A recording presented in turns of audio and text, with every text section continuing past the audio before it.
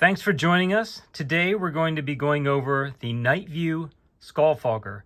This came out in 2006 and my dad picked it up, and I'm going to be going over the box, the fogger unit. We'll do examples in daylight and darkness. Now, one of the best things about this skull fogger is that it runs on tap water. So you put the fogger unit in and you run it and it starts fogging right away. So we'll get to that shortly. So the first thing we're going to do is go over the box. The box contains the basic information about the fogger and a nice graphic on the front with the fog coming out. It mentions it's creepy, color changing, and there's a light effect. And if we can turn it to the back here, we can start to see all the elements of the fogger. So there is an adapter that you'll be plugging in, and there's also a plastic mat, which we have right here, that goes underneath for any water that sprays out. There's also the fogger unit, and this is quite small and it's pretty cool. It'll go inside the skull and it will help the water to turn to fog. And then, how you need to set up the fogger and what you need to do to set up the transformer, get it all plugged in so you're ready to go, and then you add your water. And you just use regular tap water and then you're ready to go. The setup is pretty easy, but I want to go over a few items just in case you have this or are thinking about purchasing it so that you understand how it all works.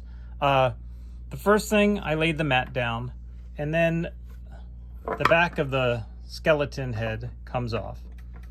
And you place the entire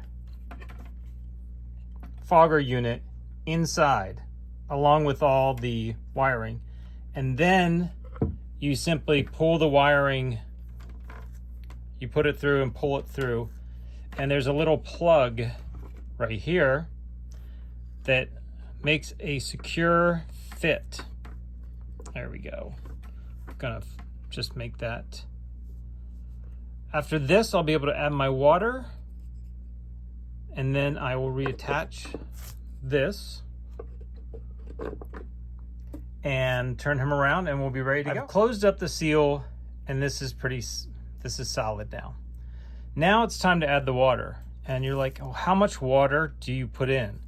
Well, on the very back of the skull, there's a minimum and maximum level for the water. I've added 3 cups of water to the fogger and we're ready to go. As you can see, the fogger gets started right away, and there's already fog seeping out of the skeleton's skull. And the lights are changing, and now this is with daylight, but it's not excessive. But the one thing to notice is that I would not put this fogger, based upon the moisture that comes out of it over time, around or next to food. So use it in your decor as something that's a little bit away from food, but it can be near. It does have a great effect, and I don't think it goes up in volume. Nope, it just turns, there's just a turn it on or turn it off. So this is what it looks like in the daytime.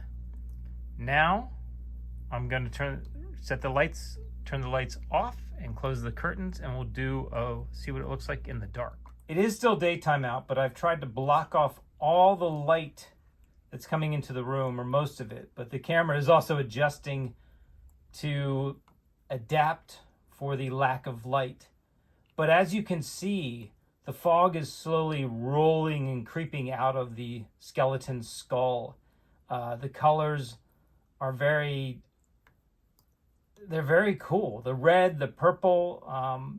This is a great tabletop item, or something you can put in the corner, high up on a shelf or on top of a bookcase.